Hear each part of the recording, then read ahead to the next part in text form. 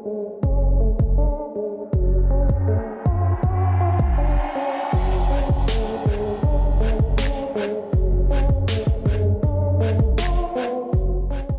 perdagangan orang yang melibatkan sejumlah warga negara Indonesia atau WNI di Jeju, Korea Selatan menjadi perhatian publik.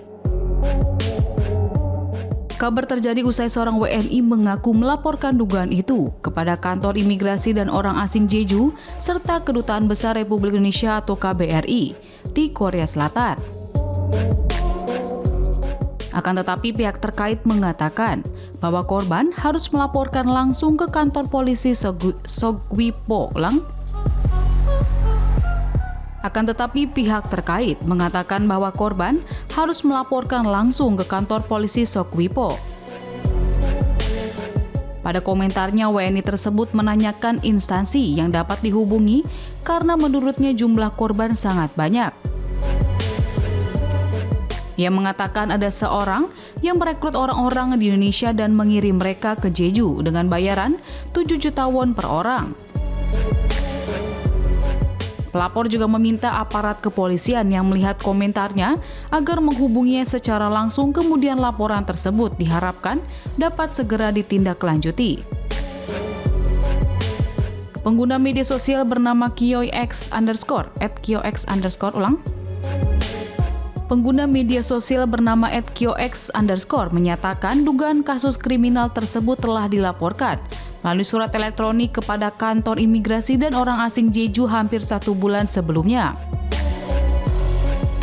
Menurut pengakuannya, balasan yang diterima hanya menyebutkan laporan telah diterima dan akan diproses sesuai antrian. Sementara itu, laporan lain menyebut 4 orang yang sebelumnya dinyatakan hilang ditemukan meninggal dunia dalam 3 hari terakhir. Seorang pria berusia sekitar 70 tahun ditemukan meninggal di perairan dekat Shinheungri, kota Jeju pada Minggu sekitar pukul 15:04 waktu setempat. Lalu korban lainnya bernama Jang Miran berusia 37 tahun ditemukan meninggal pada Senin 24 Agustus 2026 setelah dilaporkan hilang sejak Mei 2026. Satu jenazah lain ditemukan pada Senin di dekat sebuah lembah, hingga seorang pria berusia 60-an ditemukan meninggal di Songdangri, kota Jeju setelah dilaporkan hilang. Pada salah satu kasus tersebut, penyidik menemukan laporan orang hilang sempat ditutup secara tidak benar oleh petugas yang menangani perkara. Laporan mengenai petugas kepolisian itu juga muncul bersamaan dengan dugaan adanya pemalsuan sekitar 200 penanganan kasus orang hilang selama 17 bulan bertugas. Di sisi lain, penemuan sejumlah jenazah memicu berbagai spekulasi di media sosial.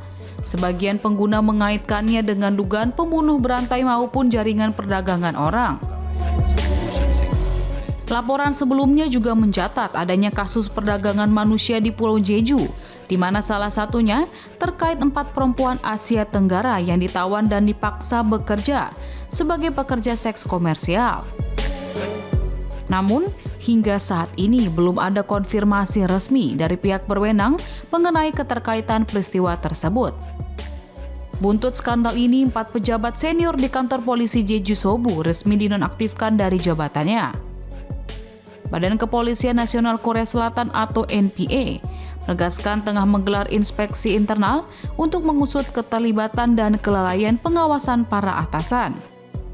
Skandal ini memicu kemarahan publik hingga mendapat perhatian langsung dari Presiden Korea Selatan Lee Jae-myung yang menuntut akuntabilitas tegas dari institusi kepolisian. Imbas krisis di Pulau Jeju, institusi kepolisian di seluruh penjuru Korea Selatan kini mulai membuka kembali dan memeriksa puluhan ribu berkas laporan orang hilang yang pernah ditutup sejak awal 2024.